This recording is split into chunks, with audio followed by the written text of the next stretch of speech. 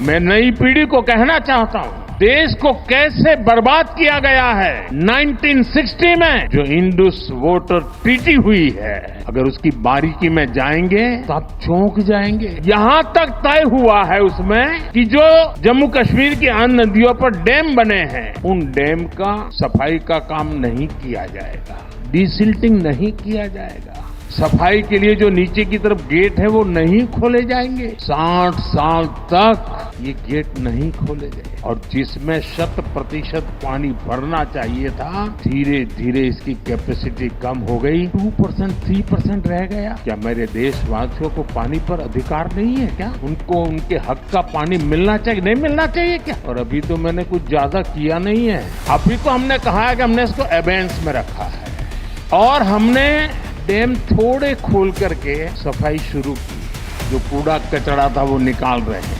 इतने से वहां फ्लड आ जाता है। भारत के वज़ीर-ए-आज़म नरेंद्र मोदी ने आज फिर पाकिस्तान को ललकारा है। पहला टेरर अटैक हुआ था वो एक मुजाहिद ने 1947 में किया था। नरेंद्र मोदी साहब बेसिकली नई तारीख लिखना चाहते हैं। मैंने आपको कई दफ़ा कहा है, मेरा ख्याल है कि मोदी साहब ने यह फैसला कर लिया है कि पाकिस्तान के साथ जंगो जदल होगा, लड़ाई होगा, अपनी आवाम को दूर कर दो पाकिस्तान से। हमने दुनिया में इस्टेब्लिश करना था इंडिया एक एग्रेसर मुल्क है, हमने वो इस्टेब्लिश कर लिया है। मोदी साहब के पास बहुत जबरदस्त चॉइस है, या वो इस खित्ते के लीडर बन जाएं और कहें मैं इकोनॉमी की सबकी बेहतर करना चाहता हूं, या अपने मुल्क का लीडर बन के और इस खित्ते के अंदर हमेशा हमेशा के लिए जंगो जदल शुरू कर दें। गोली का जवाब गोले से, ईंट का जवाब पत्थर से। सो ये है मोदी साहब।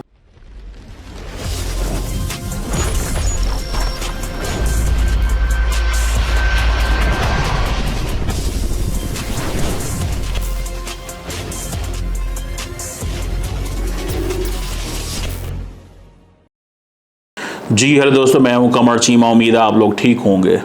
दोस्तों, भारत के वज़ीर-ए-आज़म नरेंद्र मोदी ने आज फिर पाकिस्तान को ललकारा है और पाकिस्तान के बारे में वो कहते हैं जनाब कि जो पहला टेरर अटैक हुआ था वो एक मुजाहिद ने 1947 में किया था। नरेंद्र मोदी साहब बेसिकली नई तारीख लिखना चाहते हैं। मैंने आपको कई दफ़ा कहा है कि मोदी साहब नई तारीख लिखना चाहते हैं, वो इंडिया की आइडेंटिटी को रीडिफाइन करना चाहते हैं, वो इवेंट्स को रीराइट करना चाहते हैं। ये मैंने आपको बातें पहले बताई हैं। So what ever he does, remember one thing कि वो बेसिकली एक तारीख लिखना चाहते हैं, वो एक तारीख लिखना चाहते हैं।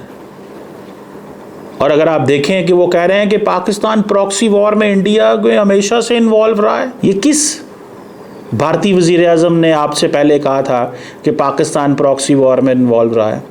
किस भारतीय वज़ीर-ए-आज़म ने ये कहा है?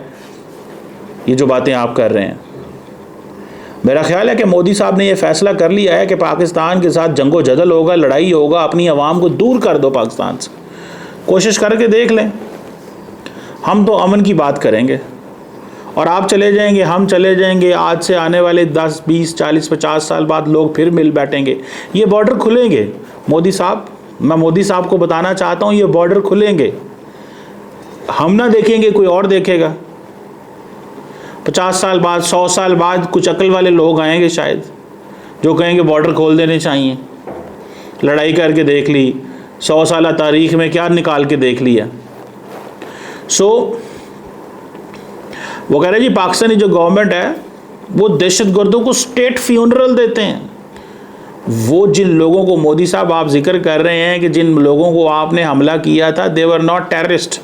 वो जो पीछे पुलिस वाले और फौज के लोग खड़े हुए थे, दे वर नॉट टेररिस्ट। लेकिन आप जो मर्जी करते रहे, आपको क्या पता हो ऑन ग्राउंड क्या फैक्ट है क्या नहीं। इंडिया ने हमला करना था, इंडिया ने हमला कर लिया। हमने दुनिया में इस्टेब्लिश करना था इंडिया एक एग्रेसर मुल्क है, हमने वो इस्टेब्लिश कर लिया। हमने दुनिया को जवाब देना था कि पाकिस्तान ने डिटेरेंस को रिस्टोर किया है। सोफिया कुरैशी ने 10 मई को सुबह 10:30 बजे जब प्रेस कॉन्फ्रेंस की थी और कहा था कि अगर पाकिस्तान यहाँ से मज़ीद डी एस्केलेट करता है तो हम भी डी एस्केलेट करेंगे। अगर पाकिस्तान एस्केलेशन की तरफ नहीं जाता तो हम एस्केलेशन की तरफ नहीं जाएंगे। और सीज फायर क्या होता है? मोदी साहब, आप थोड़ा अरसा तो देखते ना, आप देखते तो सही। जेडी वैंस की कॉल पे तो आप फटाफट ढेर हो गए थे। अब आप अवाम के सामने शेर बनने लगे हैं मोदी साहब। मैंने तो कई दफ़ा कहा है, मोदी साहब के पास बहुत ज़बरदस्त चॉइस है। या वो इस खित्ते के लीडर बन जाएं और कहें मैं इकॉनमी की सबकी बेहतर करना चाहता हूं, या अपने मुल्क का लीडर बन के और इस खित्ते के अंदर हमेशा हमेशा के लिए जंगो जदल शुरू कर दें। नरेंद्र मोदी के पास बहुत बड़ा चांस आया है और था, लेकिन फिलहाल मैंने आपको बताया वो ऐसी लेगेसी नहीं छोड़ना चाहते। वो लेगेसी छोड़ना चाहते हैं जंगो जदल की। वो लेगेसी छोड़ना चाहते हैं जिसमें वो बताएं, अब देखिए ना अपने लोगों को क्या बताएंगे, यही बताएंगे ना पाकिस्तान के साथ हमारा ये है, पाकिस्तान के साथ वो है। आप यहीं से अंदाजा लगा लें। फिर उन्होंने कहा जनाब कि इंडस वाटर ट्रीटी जो है कि उसने हमें बहुत कुछ रोक के रखा, अभी तो हमने अबेंस में रखी है। वो जो उन्होंने बात की ना, the water treaty has been held in abeyance, अभी तो हम उसको देखने लगे हैं। इस अबेंस में बहुत कुछ करेंगे। जब पाकिस्तान इंटरनेशनली इसको लेके जाएगा तो तब हम बहुत कुछ वहां पे जाके मान जाएंगे, बहुत कुछ कर लेंगे। तब तक इंडिया यूनिलैटरली, इंडिया इस खित्ते में एग्रेशन करना चाहता है। इंडिया एग्रेशन की बात करता है, लड़ाई की बात कर रहा है। अपने लोगों को कह रहे हैं कि मेरे लोगों को पानी का हक है। बिल्कुल पानी का हक है, but as per the law ना। वो जो अजय बंगा ने कहा था कि 1960 में ये जो ट्रीटी हुई उसमें दोनों मुल्क उससे निकल सकते हैं, एक थोड़े निकल सकता है। एक थोड़े निकल सकता है। सो मुझे ऐसे लगता है, what I understand and what I have understood, the situation at the moment जो है उसको थोड़ा स्टडी करना चाहिए हमें। मोदी साहब रोज पाकिस्तान का जिक्र करते हैं, करें, अच्छी बात है, अच्छी बात है। वो कह रहे हैं जनाब गोली का जवाब गोले से दूंगा, गोली का जवाब गोले से, ईंट का जवाब पत्थर से। सो ये है मोदी साहब, bullet with bomb, brick with वटा हैं, और ये दहशतगर्दी में रिमूव कर दूंगा। और उन्होंने मजीद कहा दिया मोदी साहब ने, देखिए हालात बड़े ख़राब हैं। मैं समझता हूँ मोदी साहब अगले 4 सालों के अंदर दोबारा पाकिस्तान पे हमला करेंगे। उसकी वजह है ना, ये सूट करता है उनको। क्या मोदी साहब ने जब भी पाकिस्तान पे हमला किया, क्या उनको पॉलिटिकल बेनिफिट हुआ या नहीं हुआ? आप ईमानदारी से जो हमारे देखने वाले हैं वो बता दें बस। मोदी साहब के हमला करने से पाकिस्तान को, जो उन्होंने हमला किया, उनको पॉलिटिकल बेनिफिट हुआ है कि नहीं हुआ? जब उनकी इकॉनमी ठीक चल रही है तो सवाल तो बनता ना एक। 1947 में जब इंडिया डिवाइड हुआ था,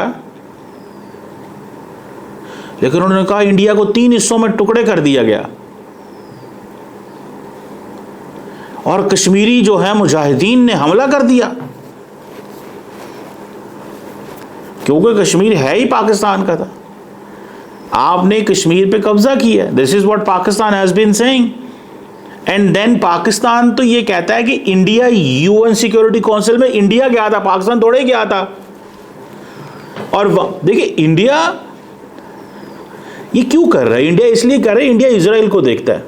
जब इंडिया इजराइल को देखता है, किस चीज़ में? इंडिया देखता है यार ये लोग तो, इजराइल ने इतने कानून तोड़े हैं, उसको कोई पकड़ते ही नहीं है, हमें कौन पकड़ सकता है? क्या औकात है इंटरनेशनल लॉ की? बैन अवी दुनिया मेरे साथ है, मेरे साथ क्या कर लेंगे? क्या कर लेंगे ज़्यादा से ज़्यादा? क्या कर लेंगे ज़्यादा से ज़्यादा? दुनिया मेरा क्या बिगाड़ लेगी ये दुनिया? मैं अपनी मर्जी करूँगा, मैं अपनी मर्जी करूँगा, ये वो कह रहे हैं।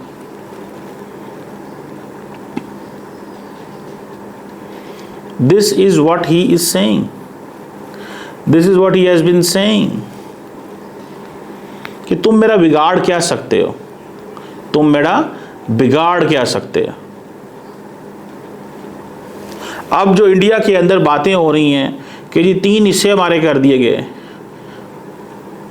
मेरा ख्याल है शायद वो बांग्लादेश की बात कर रहे हैं, पाकिस्तान की और इंडिया की। इट मीन्स कि ये मेरा इलाका था। मोदी साहब की आप सेंस सुने, वो कह रहे हैं ये मेरा इलाका था। It was me, it was I, my, me, मैं हूं।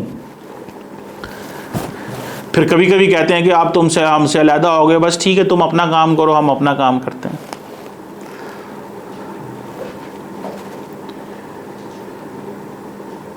सो मेरा ख्याल ये है कि मोदी साहब जो हैं वो उन्होंने इस चीज़ को अंडरस्टैंड कर लिया है कि पाकिस्तान के साथ हालात मज़ीद ख़राब रखो, ये उनकी पॉलिसी है, ठीक है ना। और डॉक्टर जयशंकर इस पॉलिसी में बिल्कुल, डॉक्टर जयशंकर ये समझते हैं कि इंडिया ने अपने डिप्लोमेटिक डिविडेंड्स जो हैं वो लूज़ किए हैं। We have expose to the world, हमने अपने आप को दुनिया में सामने एक्सपोज कर दिया।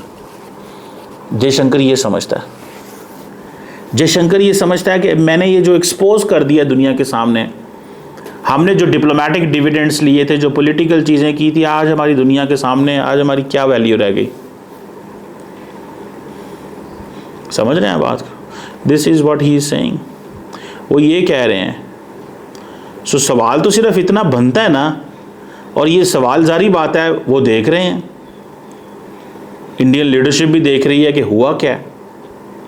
सो मोदी साहब को वंस फॉर ऑल जो है इस चीज़ की समझ आ गई है कि यार जैसे तैसे पाकिस्तान को इशू को ज़िंदा रखो, भारत के अंदर पाकिस्तान के इशू को यहाँ पे ज़िंदा रखो। अगर पाकिस्तान का इशू ख़त्म हो गया भारत के अंदर, और दूसरी चीज़ टेररिज्म, पाकिस्तान कह रहा है टेररिज्म आप फैलाते हैं।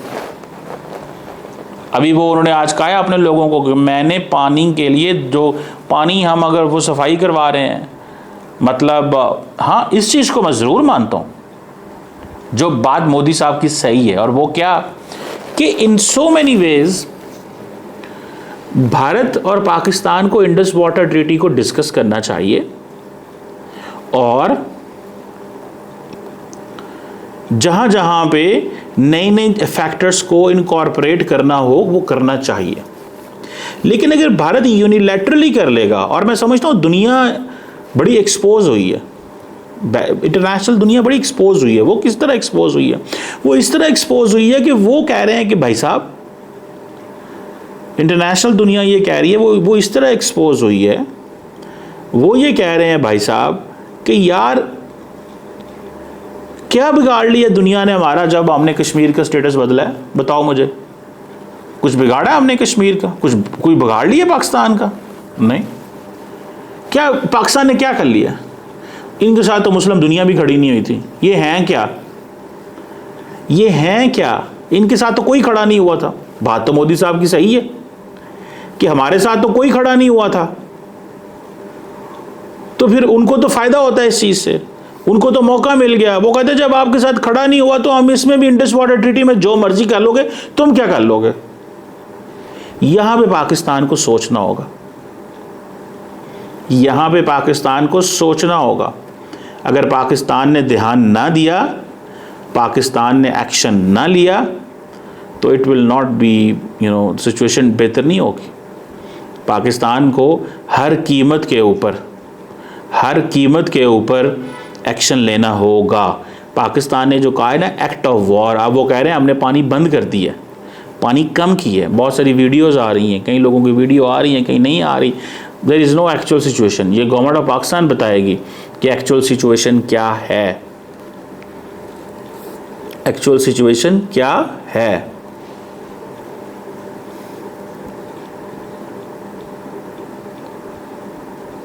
सो मुझे ऐसा लगता है, what I understand and what I have understood so far, that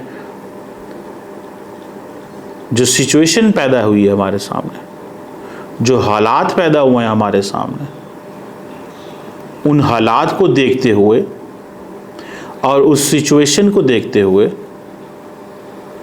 और उस सारी जो प्रोसेस है उसको देखते हुए, at the end of the day एक क्राइसिस अगले 3-4 साल में दोबारा आएगा, याद रखिएगा। अभी मोदी साहब हमारे पंजाबी में कहते हैं रजे नहीं है। मोदी साहब नहीं रजे। मोदी साहब को अभी हालात ख़राब करने हैं और वो करेंगे। पाकिस्तान को अलर्ट रहना, इकॉनमी अपनी ठीक कर लें, पैसे अपने इकट्ठे कर लें, रिसोर्सेज अपने कर लें। अगली दफ़ा मामलात ऐसे नहीं होने। अगली दफ़ा इंडिया ने जंग लंबी लड़नी है। India will fight a longer war. लेकिन दुनिया एक इंडिया के लिए भी एक परेशानी है कि वो समझते हैं एक ऐसा मुल्क है भारत जो आए रोज़ कहीं ना कहीं उसके अंदर क्राइसिस पैदा होते रहेंगे। वो अपने नेबर्स में लड़ता रहता है। क्या is it stable to invest in India? कोई भी मुल्क जो है, ये जो नॉर्थ है सारा, राजस्थान और ये सारा जितना इलाका है, क्योंकि अब पाकिस्तान ने, आपको याद है जब ऑपरेशन बुनियानुल मरसूस शुरू किया तो पाकिस्तान ने भारत को एक पैगाम भेजा था, पहले हमने हिट किए हैं मिलिट्री टारगेट, उसके बाद तुम्हारे इकोनॉमिक टारगेट्स हैं।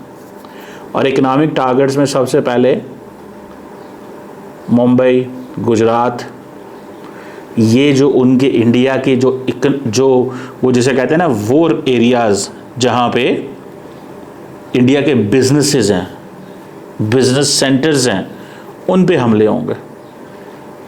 तो हालात तो अब जा रहे हैं उस तरफ, क्योंकि मोदी साहब चाहते हैं कि ये जंग हो, मॉडर्न वर्ल्ड की ये जंग जो है वो हो, वो चाहते हैं। ये कोई इंडिया के अंदर और नहीं चाहता था। चले ये देख लेते हैं। अब वो अब कह रहे हैं कि जी हम डैम्स की क्लीनिंग करवा रहे हैं, बहुत कुछ कर रहे हैं, हम अपनी मर्ज़ी करेंगे, जिसने जो बिगाड़ना है हमारा बिगाड़ लो। कौन होते हैं तुम सारे लोग, कौन हो, कैसे हो तुम? सो मोदी साहब का ये बेसिकली जो सिचुएशन है दैट इज़ वेरी डेलिकेट। मैं तो इसको एक डेलिकेट सिचुएशन समझता हूँ। बाकी आप देखते हैं कि इसको कैसे देखते हैं। Thank you.